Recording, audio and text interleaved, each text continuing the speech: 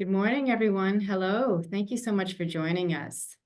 So just so you're all aware, we will be commencing in just a second. We're just going to allow for everyone to join. And we thank you so much for joining us today. Lovely to have you.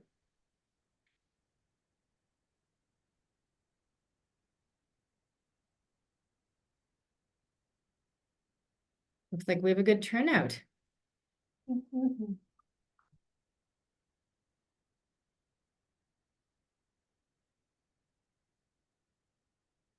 And I do want to be respectful of everyone's time, so we'll just go ahead and get started in just a sec.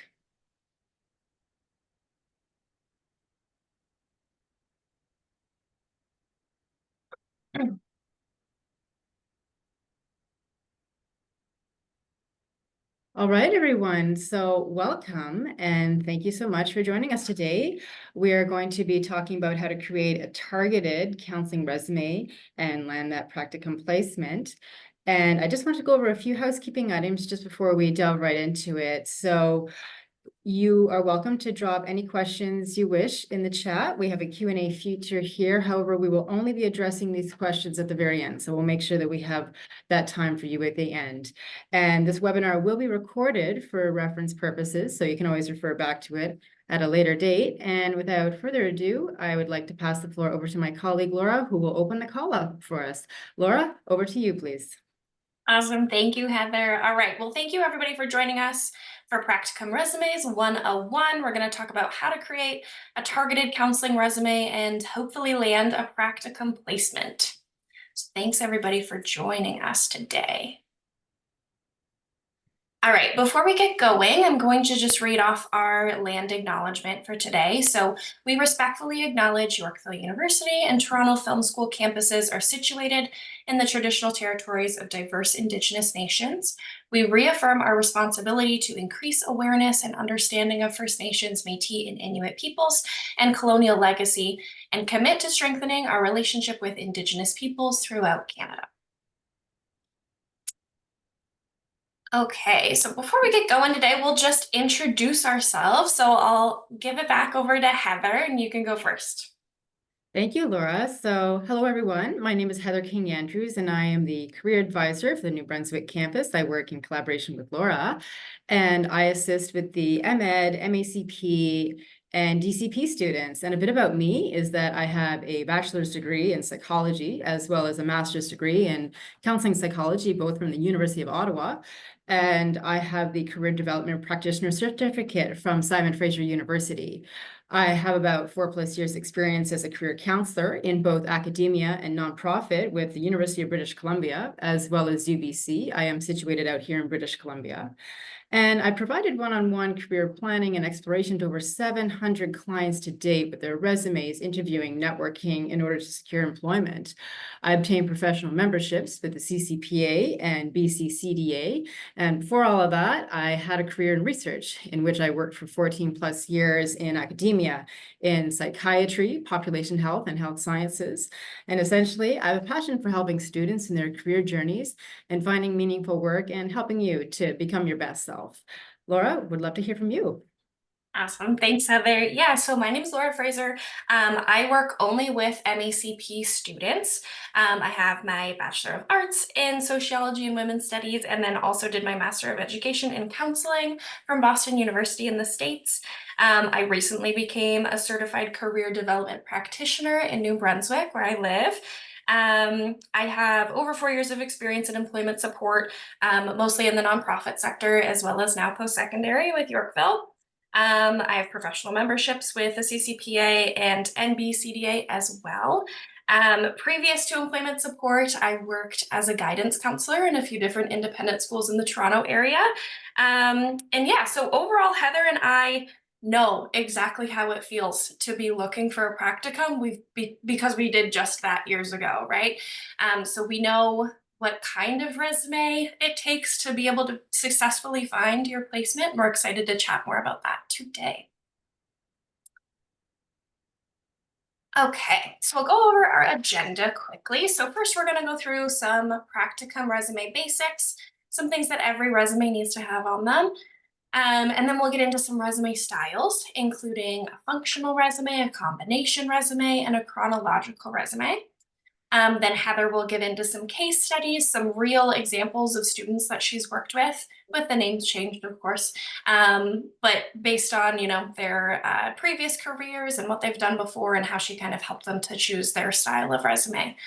And then I'll close us out with a few ways of how to stand out and how to get your resume to the next level by listing things like volunteer work, professional development, professional memberships, and that sort of thing. And then finally, formatting your resume so that it looks very professional. Okay. Oh, and I'll hand that over to Heather. Thank you so much, Laura. So we would love to hear from you just before we get into it. So if everyone could please go to the Q&A, it's just at the bottom ribbon of your screen, and please just share with us where you're joining us from today. We would love to hear from you and just to get to know who's out there today. So please just take a couple minutes, go to that Q&A and just please share with us where you're joining us from today. I like to share I'm joining you from Vancouver, British Columbia. How about you, Laura? Awesome. I am joining from St. John, New Brunswick today. Right on. Okay. And thanks so much for the participation, everyone. I'm seeing some Kamloops. Hi. It's great to see a fellow BC person. We see Toronto. We see Whitby. So seeing a lot of Southern Ontario. This is awesome. Thanks, everyone. Oh, wow. Seeing someone from Ottawa. This is awesome. Someone from Romania. Oh, wow. Well, welcome. It's great to have you here. Vancouver, Toronto. Awesome, folks. Thank you so much, everyone. So again, have a nice webinar, and we will talk to you real soon. Thanks so much, everyone. Okay. So moving right along. So previously, your resume might have been a history of your work experience, education, awards, and volunteer work, which is fine. But now that you're writing your practicum resume, we need to be strategic in order to show potential practicum supervisors a few things. So number one, we need to show them that you have the experience and skills needed to be successful in your practicum placement. Number two, that you have the education needed to be successful. And then finally, that you're dedicated to the field of mental health support and are taking opportunities to further your learning and skill development. So it's not enough to just list that you're in the MACP program, right? We need to show a little bit more. And with that, so as you're creating your practicum resume, put yourself in the shoes of a potential practicum supervisor, right? So there's a lot of competition for these placements, whether it's between other Yorkville students or students in other counseling programs across Canada, right? So we really want to ask this question, why should they choose you, right? So we'll go over a few ways of how to show that.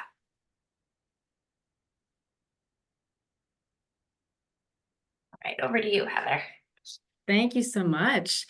So just in case you weren't aware of the importance of a laser-targeted high-quality resume, this quote puts it into perspective. So employers spend an average of 5 to 7 seconds the first time they look at your resume. So have a look at that quote on the screen. So that's very shocking, right? So in order to give you some context, employers receive hundreds of resumes and they don't have time to review every single resume in detail.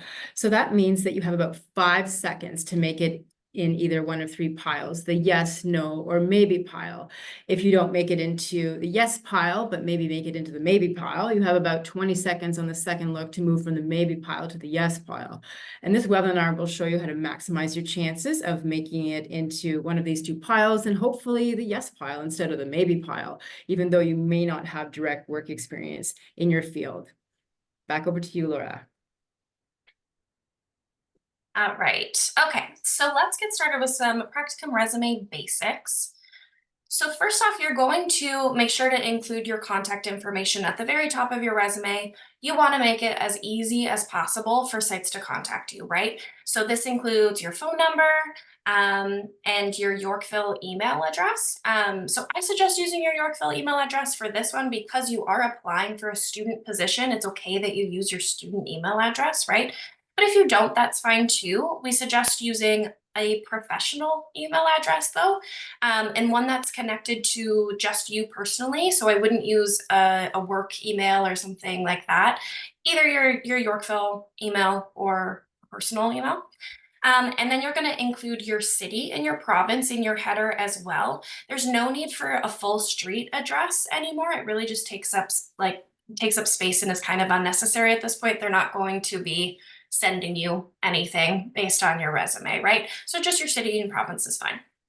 And then you're going to start your resume off with either a professional profile or a summary of qualifications to give the reader a snapshot of who you are, what you're seeking, and what you bring to the practicum placement. So I prefer as well to make sure that you're bolding keywords in this section as well, just to make sure that those stand out, right? Again, that reader's only going to spend potentially a few seconds on your resume, right? So you want to make sure those keywords are stand out as much as possible, right? In a professional way, of course. Okay. All right, so the next section is typically your education section. And this is where you need to list your current program, right? They need to know that you're in the MACP program. So you see it listed there. I would also put your expected graduation year or month and year if you know it, as well as where it's located, right? Yorkville University, the MACP program is located in Fredericton, right? So it's important to list that. And then also in your education section, it's there's no need to list your high school experiences, right? At this point in your master's, now that you're a master's level student, there's no need to mention high school experience. So that can be left off. And then we see a lot of people using references in their resume as well, or listing their references, which is also not needed, right? So the ideal practicum resume is a full 2 pages, nothing shorter, nothing longer. So we really need to be strategic with what we list. Therefore, references can take up some pretty important space, right? So no need to list those anymore. That's kind of a thing of the past, and we can, just follow up with references when we're asked for them, right? Okay. All right, over to you, Heather. Thanks, Laura. And so the 3 main resume styles that we'll be discussing today consist of the functional, combination, and chronological styles, as you can see on the screen right here. We will spend more time elaborating on the functional and combination resume styles, as these will most likely be the resume styles of choice amongst MACP students, especially the functional when searching for a practicum, apropos to career changers, and those with little or no relevant experience. Next slide, please. Over to you, please, Laura. Awesome. Okay.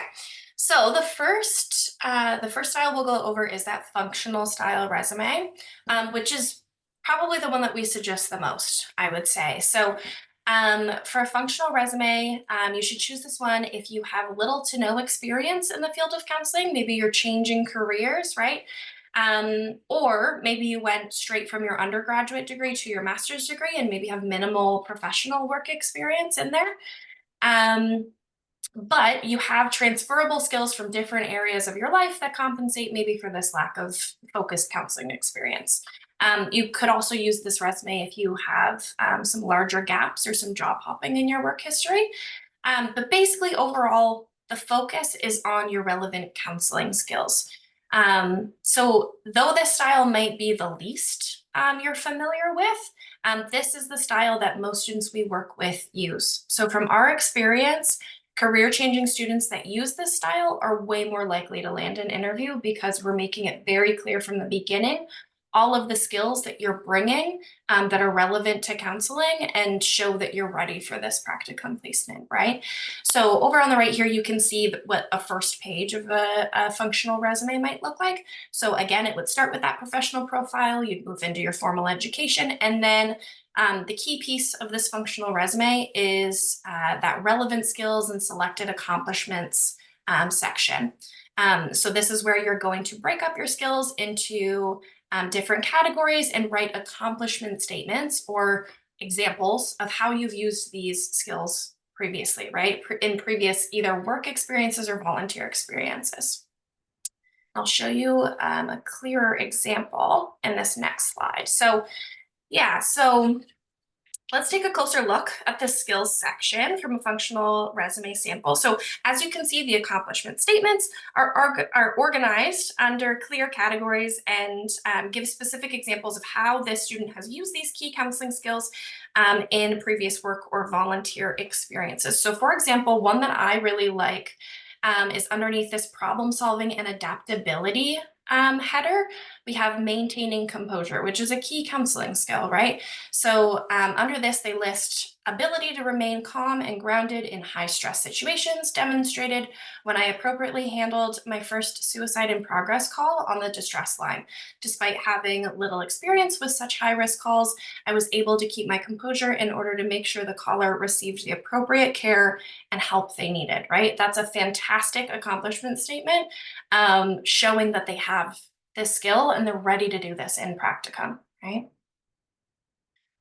So some other counseling skills that you could choose in your skills section if you choose a functional style resume are providing one-on-one support, interpersonal skills, relationship building or building rapport, active listening and effective communication, collaboration and teamwork, empathy or compassion, adaptability, and quick problem solving. Cultural competency is a huge one.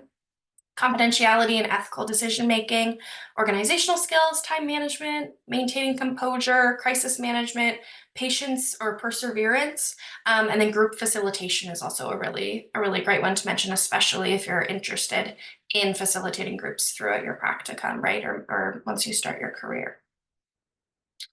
Okay, and over to you, Heather, for combination. Thank you, Laura. So the next style is called combination resume, and it's also known as a hybrid resume. So just as the name suggests, it's a combination of the chronological and functional styles.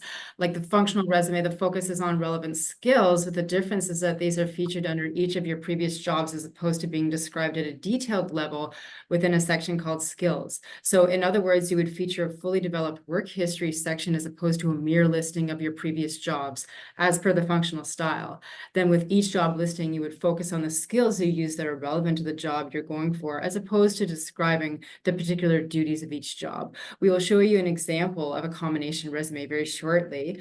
But first, let's go through the checklist on the screen. And as I read these out, please make a note of which of these apply to you. So this would be a great style to choose if you have between 2 to 5 years of work or volunteer experience in a counseling-related role, such as a behavioral therapist, nurse, addictions counselor, life coach, and have experience using key counseling skills.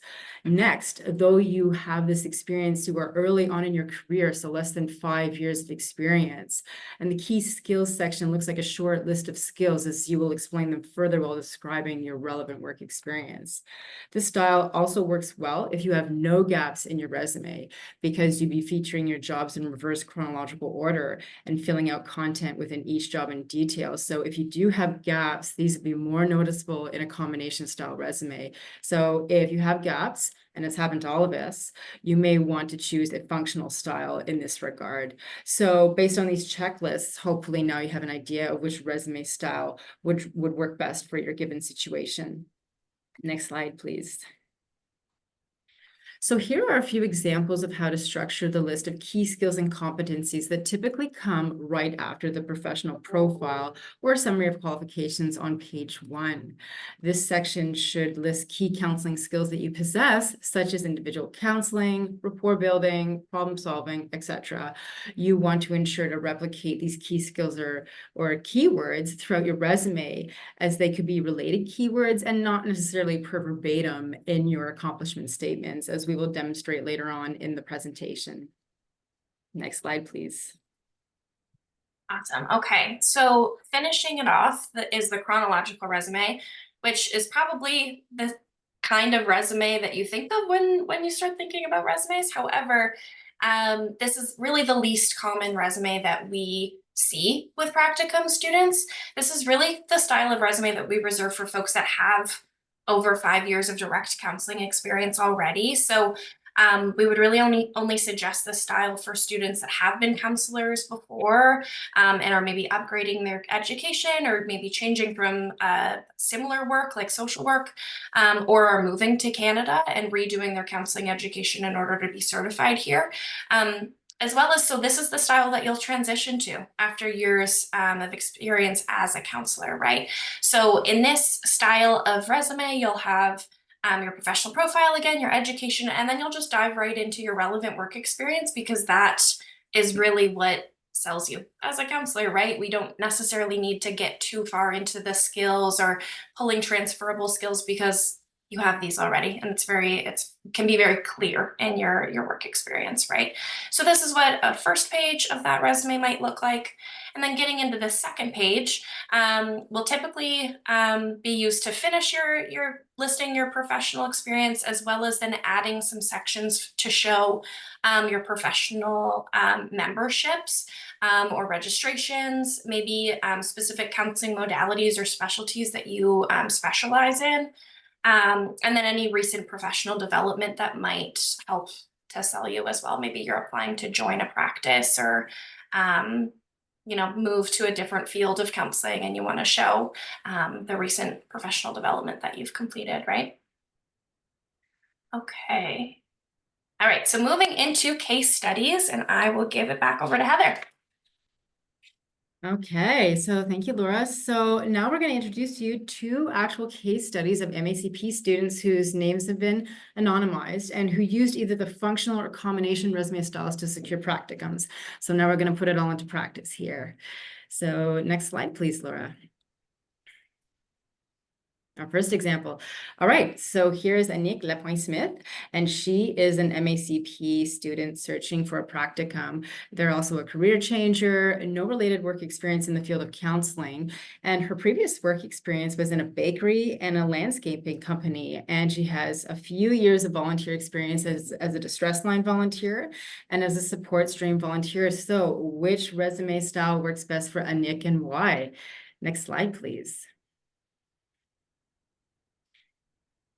So let's review the functional resume style again. So as you heard earlier, the focus of the style is on relevant skills instead of work history.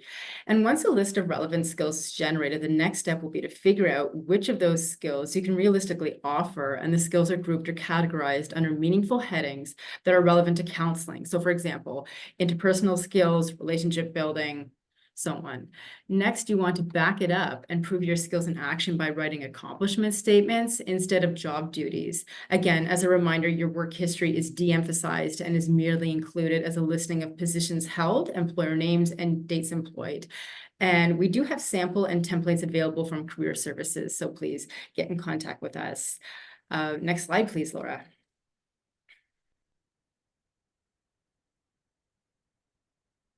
Now let's look at how Anik transformed her skills into accomplishment statements. So whenever you're crafting an accomplishment statement, always ensure that you're using the STAR method and talking about the situation. So S, task, T, A, action, and R, result, and with sufficient detail. So for example, one of Anik's skills was that she volunteered as a distress line listener.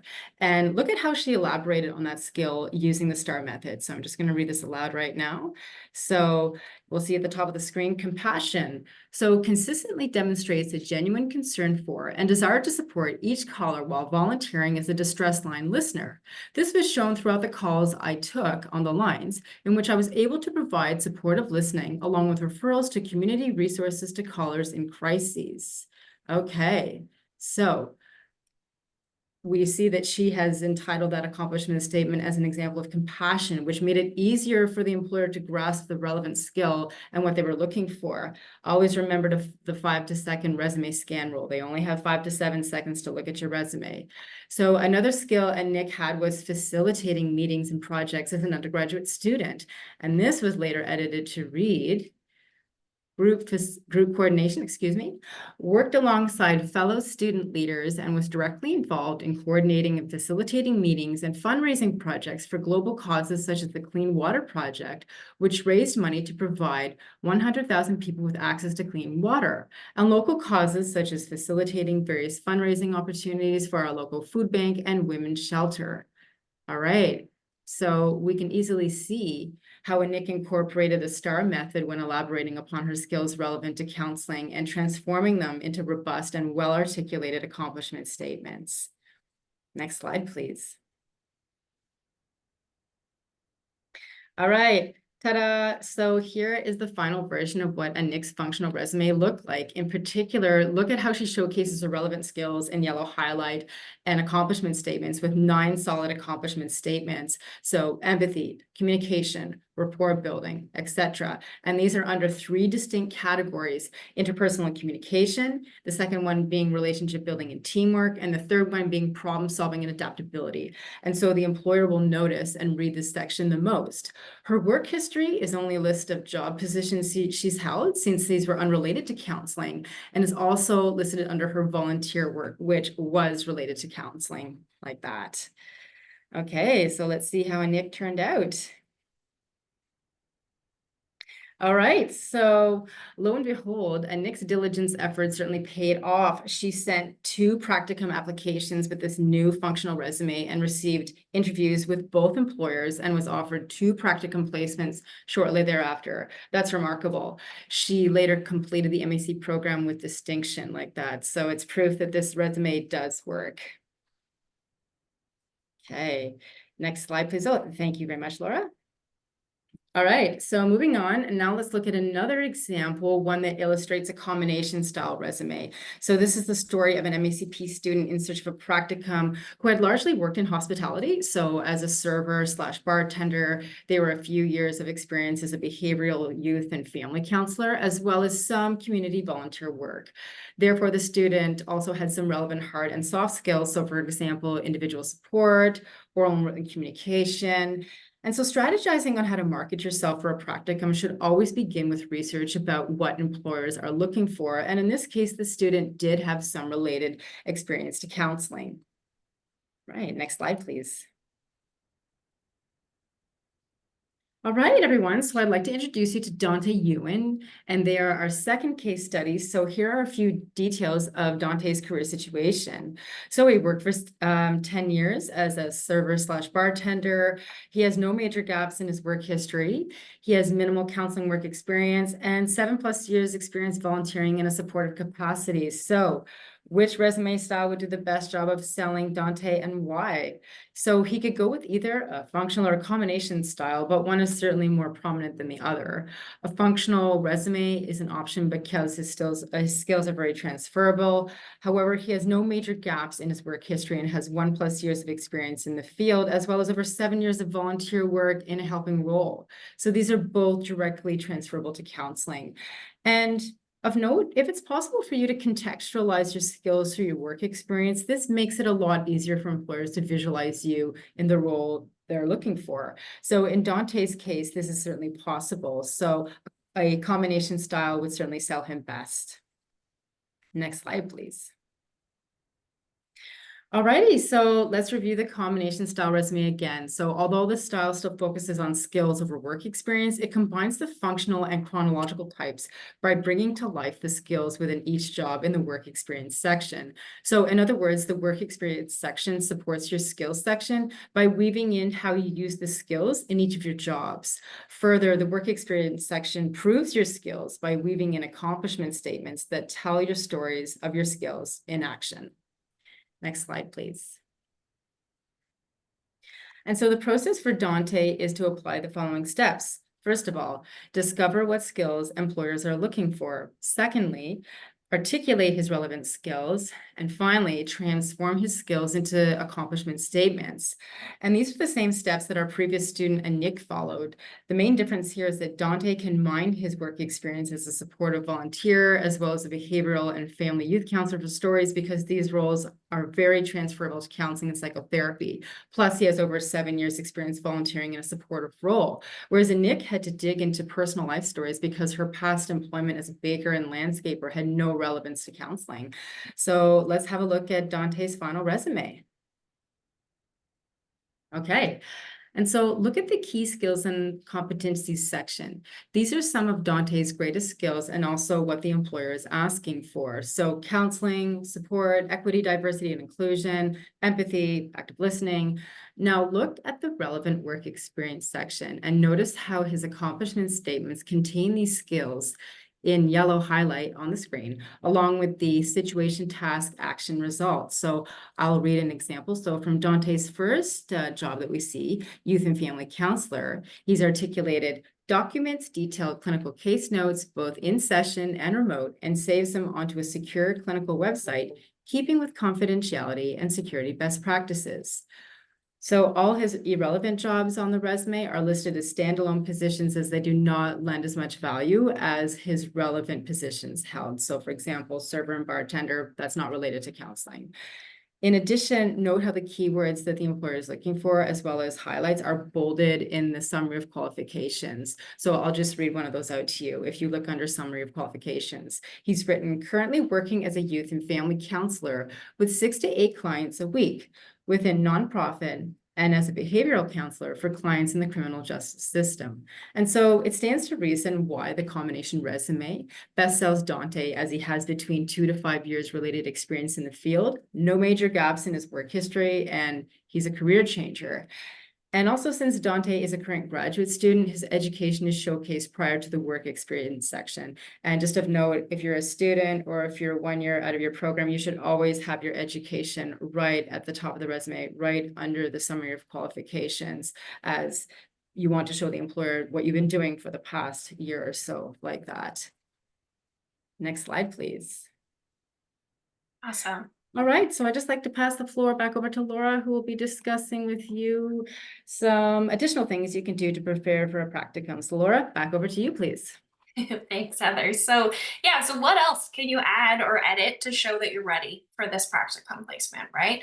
So we'll get into a few ideas. So first of all, volunteer work, right? It's huge. We just saw on Dante's resume that volunteer work really set him apart, right? So for career changers with minimal counseling experience especially, we strongly encourage you to consider applying for volunteer positions as you begin the MACP program, right? So not only will these volunteer positions allow you to hone your counseling skills further, they're also really great to list on your practicum resume to show potential supervisors that you have great interpersonal skills, that you're active in your community, and that you're doing everything you can to learn more about the field, right?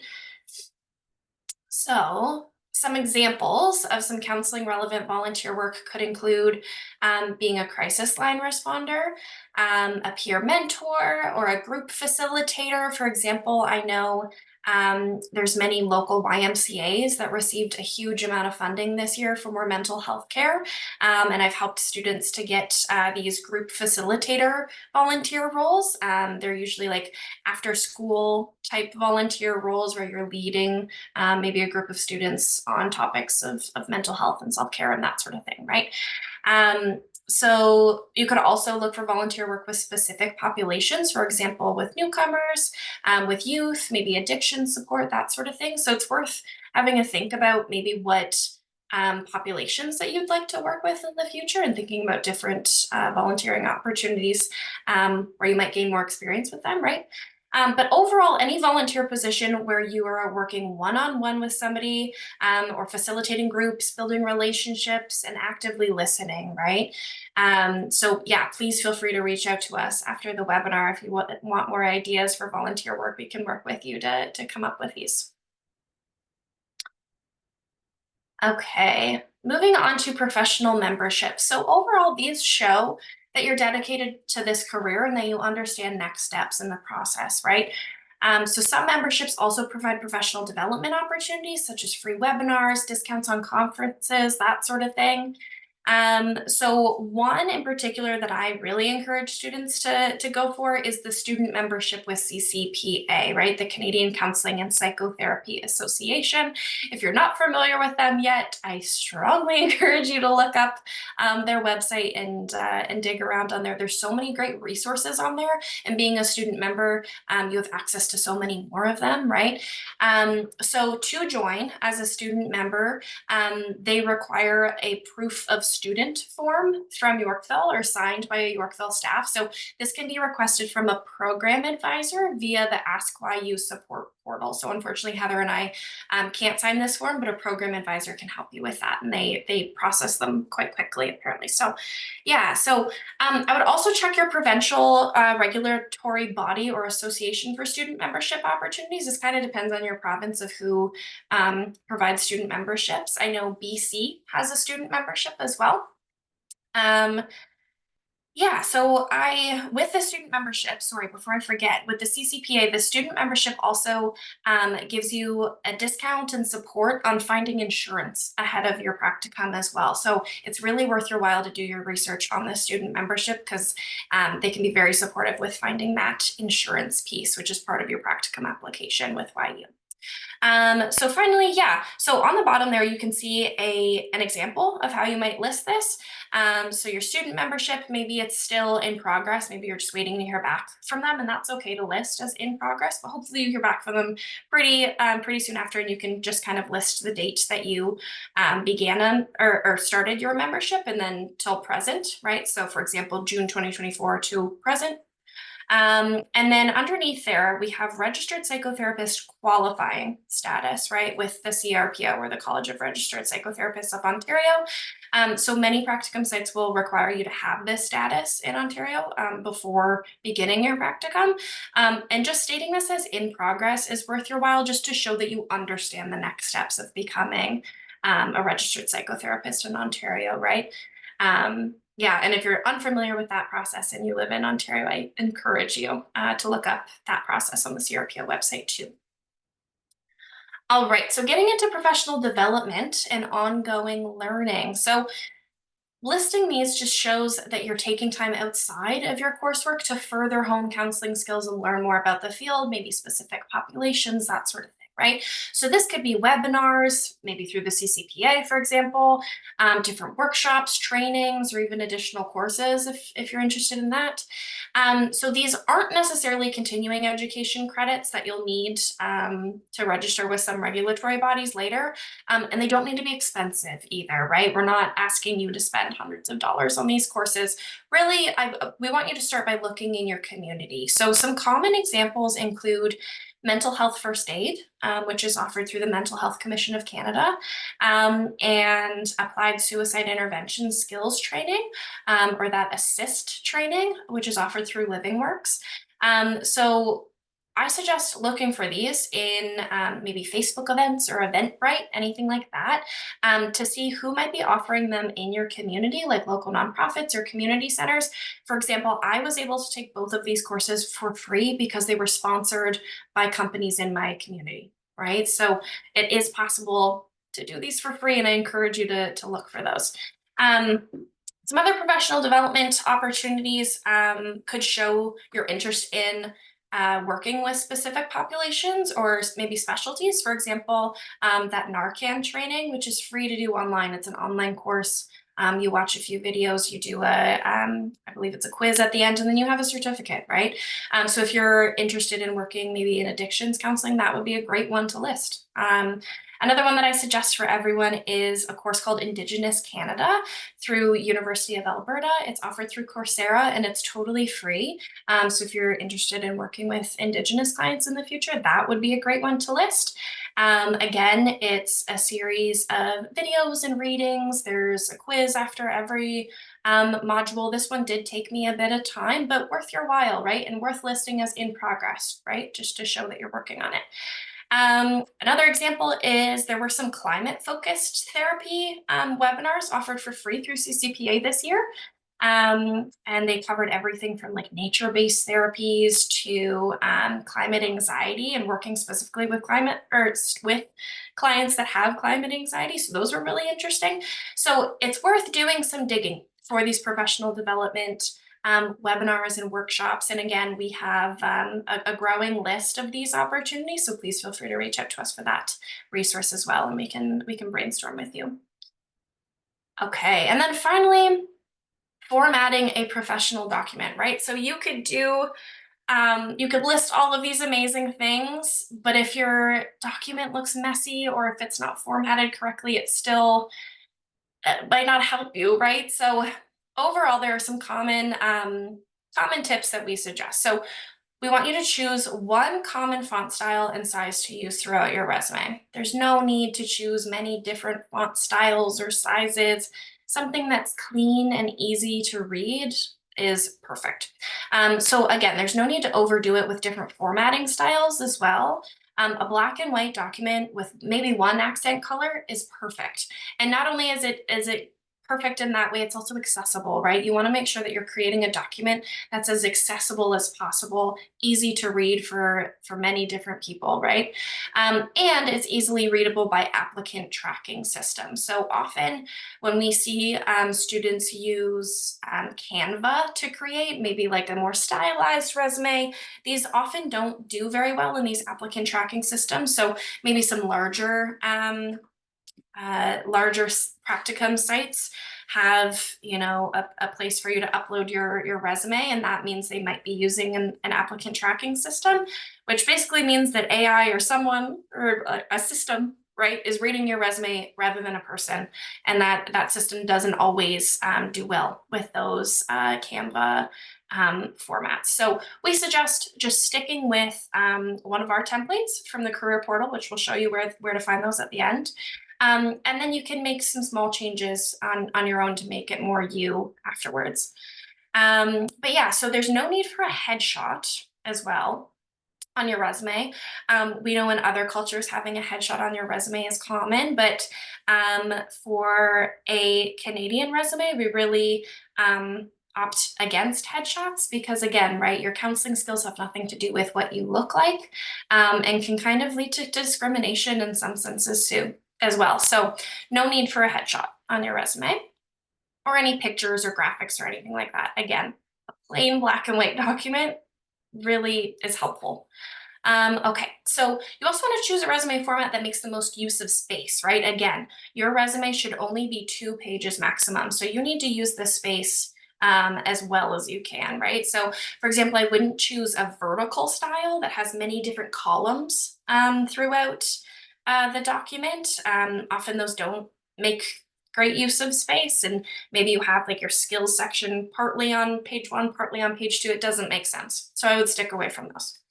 And then also you're going to want to follow capitalization rules throughout your resume, right?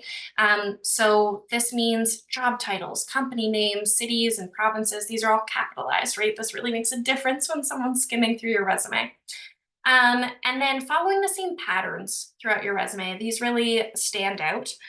So for example, that example at the bottom there, you'll notice that under Yorkville, they've listed Fredericton NB, but then for their Bachelor of Arts, they missed the city for Carleton University, right? Those stand out, and that shows that you didn't edit your resume, you didn't get a second pair of eyes on that, and that shows, unfortunately, right?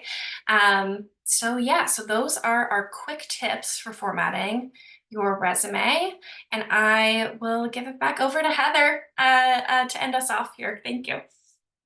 Thank you, Laura. So you can find information about everything we've covered in this webinar on our career portal and much more. So this slide, the screenshot of the homepage and the website address is listed in data here at the bottom of the screen for your information. Next slide, please. So the specific section of the career portal where you can find information and resources on resumes is under finding a job. So you will see on the left-hand side of the drop-down menu is a list of topics under the heading preparing for work. And this is where you'll find information on resumes. Next slide, please. So at the bottom of the resume page of the career portal are some samples of resumes in each of the 3 styles, along with downloadable templates in Word documents. The templates are pre-formatted for you, and so you can just choose the resume style that best fits your situation and enter your information in each section.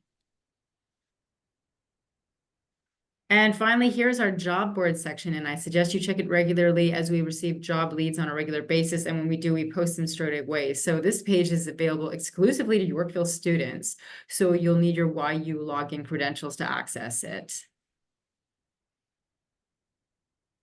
Okay, so some practicum information. So note that it is the responsibility of the student to become aware of the rules, regulations, and timelines for practicum. For practicum-related questions, please consult the MACP department by sending a ticket on the Ask YU support portal to be connected to a practicum advisor, as this is outside of our career scope like that.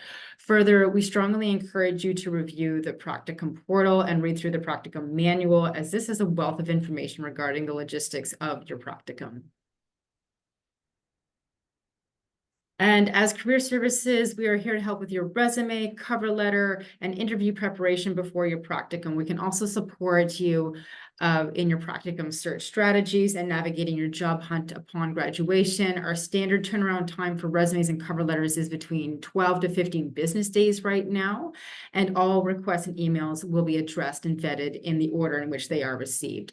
Also, we will always reply to your email/inquiry within 1 to 2 business days. Therefore, we highly recommend that you contact us early, about 8 to 12 months in advance of your anticipated practicum start date, to receive services and avoid disappointment. Awesome. Okay, well, thank you for joining us today.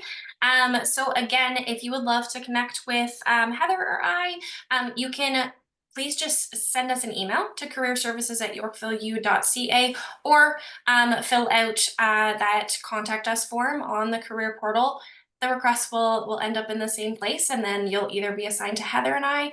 So again, we can help you with your resume. Once you've created your first draft, we'd love to hear from you. And we can work with you one-on-one to edit it to make sure it's final and ready for practicum. So that being said, we'll get into our question period now. So I'll stop sharing my screen so I can get into the questions and we can kind of work through them together, Heather. So I know that you've been submitting your questions as we've been going along, which is great. Okay. Yeah, so Laura, I actually have it open. Did you want me to read them out? We can get through them like just as Yeah, a like that. Sounds yeah, great. let's do it.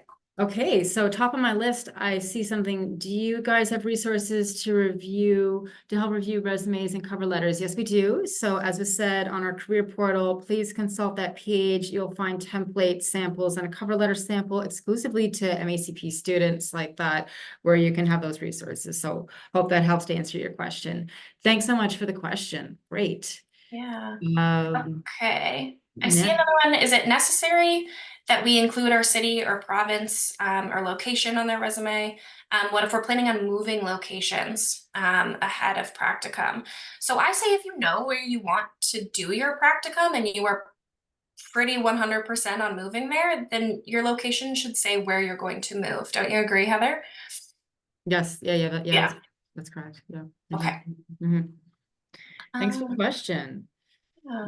Next, I think the next question seems a little related to the first one. Is it possible to get the resumes in the presentation as a template? Yes, they are. We have our templates up on our career portal. Next question, I could answer this. So how many skills should you list before it becomes too many? I'd say a careful balancing act between maybe 9 and 12. Laura, do you think is all right? Because anything after that adds cognitive load. And when writing a resume, you want to have a careful balancing act between content and white space. A resume that's completely loaded and completely busy, that's just going to cause cognitive load for the employer like that. So you want to think like them when you're crafting a resume. So I'd say between 9 and 12 is probably acceptable. Yeah. Mhm. Yeah. So Good question. Yeah. Mm-hmm. we have some more specific questions about specific instances. Sure. And in this case, we would love for you to just reach out to us and we'll set up an appointment or we'll get back to you. Um, yeah, so we can have more of a specific conversation about your experience and which resume to choose, that sort of thing. Okay. Is it possible to participate in a counseling association or professional development training before we start our practicum? Yes, yeah, especially those student memberships, right? That's exactly what that's for, as well as professional development. Yeah, all of that can be done before you start your practicum for sure.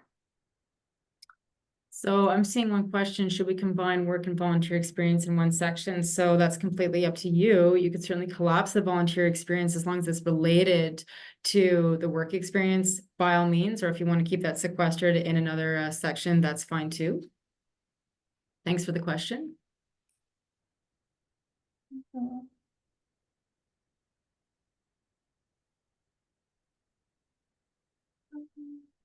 Okay, I have someone asking about the Indigenous Canada course that I mentioned. Yeah, so that's through Coursera or the University of Alberta. So if you just type into Google, really, Indigenous Canada Coursera, it'll come up. And that one is totally free. Okay. So when should we typically start applying for placements prior to practicum? So these questions concerning um, your practicum search, I really encourage you to go to the practicum portal and take a look at the pre-practicum timeline. There's a whole timeline on the practicum portal of when you should be doing all of these steps. So I encourage you to start planning through that tool.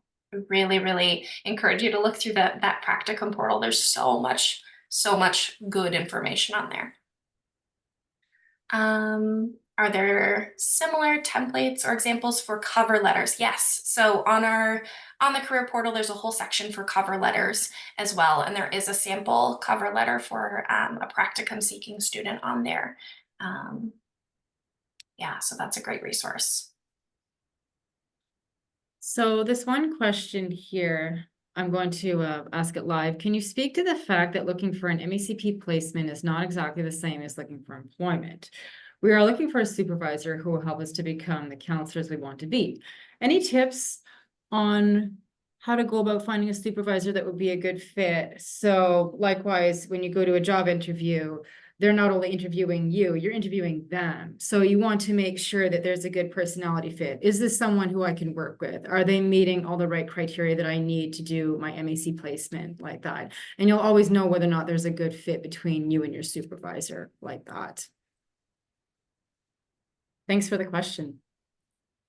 And that's something that we can chat about in a one-on-one meeting as well, if you want to chat further about it and things that you should be considering as far as this good fit goes, right? Like if you want to specialize in something in the future, or even it coming down to a virtual placement versus in person, or yeah, there's a lot of different factors that you should be looking at as well that Heather and I can chat with you through. Okay. There's a question here that I would just like to answer. If you have an employment gap due to raising children, which resume is best? Excuse me, I'd say functional resume. And I just wanted to mention for all the parents out there that you certainly can mention your parenthood under volunteer work, because that was still a form of work that you did, although you weren't getting paid for it like that. But you can always put it under volunteer work, which will help to occupy that gap. Most of my parents do that, and no one has ever asked them questions about it. Thanks for the question.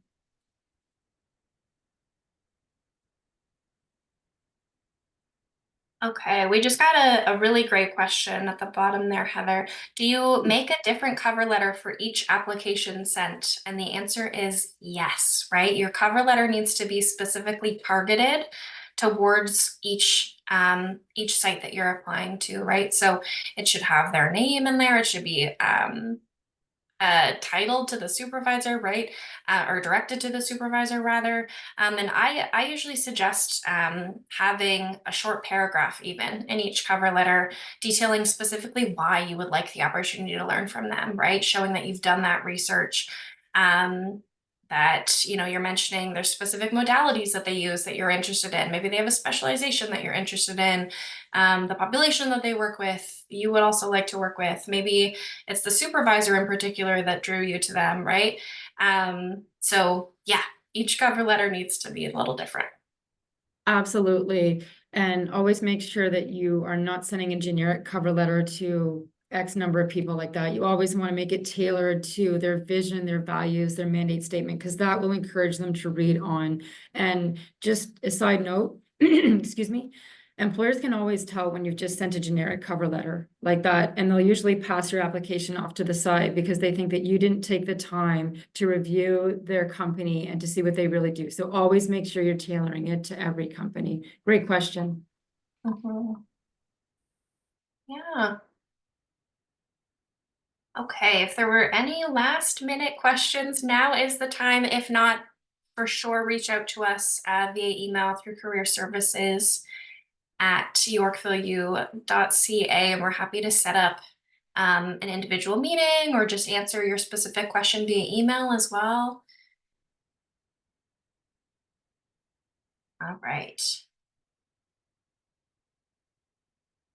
How many practicum placement locations do students tend to apply to? So I wish we had like a solid number for it to recommend, but it kind of depends on where you're located, right? So for students that live in larger cities, it might take you more applications, right? Just because there's more competition for these, right? So whereas if you live in a smaller place, there might be less competition, and maybe you have direct connections with people in the site, so it'll take less applications to be able to land one. So there isn't necessarily a magic number, but we say, I mean, starting with at least 10, Heather, Oh, applications. yes, yes, yes, 10, start with 10 applications and then just keep going like Yeah. that. There's some students that send upwards to about 40 applications like that, but please just keep on sending out your application. Don't wait for them to get back to you. Just keep on sending it out. Eventually, someone will get back to you like that. Yeah. Mhm, mhm. Mhm. Okay. All right. I see the questions kind of slowing down there, Heather. Right, yeah, I just Yeah. want to see if there's Okay. any that we can capture. We still have about 5 minutes left on the call. And as Laura said, I'm noticing some questions are very specific and everything. So having said that, please do contact us directly so we can provide more tailored service to you like that. There's one question about the aesthetics. So you mentioned that applicant tracking systems might not work on Canva. That is correct. Would it be best to submit resumes as a PDF or Word document? So what you could always do is just create it in a Word document and PDF it. That's fine. What we meant by that is that applicant tracking systems will not pick up on colors, graphics, or photos like that. And also, it's not advisable for a traditional profession like counseling. It's really not necessary to have a designer resume like that. The substance matters more than the style like that, and that's what employers are going to be more concerned about. If you work in a creative industry, that's a different story. They are expecting you to use graphics and colors and pictures and all that, but not for a traditional profession like counseling. Simple black and white is fine. It's substance over style. Yeah. Yeah, I see. Okay. Do you outline in the cover letter any details about practicum expectations, such as the minimum number of hours you're looking for? Yes. So I would suggest looking at the sample cover letter, which can be found on our career portal. There's a really, really beautiful sample cover letter that Heather's created on there that kind of goes over the expectations for practicum. So I would use that as a guide for that. Under the membership section, if we have a student membership, why do we write in progress instead of the actual date? Okay, so this is just if you've applied and you haven't gotten approved yet, it's fine if it's listed in progress. If you have been approved, you're a student member, then yes, I would list it as the start date of your membership to present. That was just an example if you haven't applied yet or you're in the process. All right. Great questions, everybody. Thank you for sticking around. Certainly, yes. No, thank you so much for the engagement and the questions. We really appreciate it. Seeing if there's any questions that we could answer that would be to everyone's benefit. Yeah.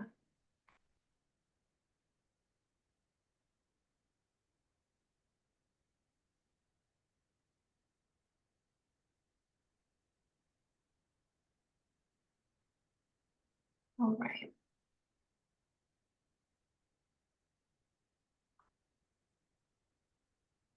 Yeah, again, if you have specific questions regarding your specific situation or your resume, please reach out to us at careerservices@yorkvilleu.ca. We're happy to meet with you or even chat via email about your specific situation um, and provide more support that way for sure. That is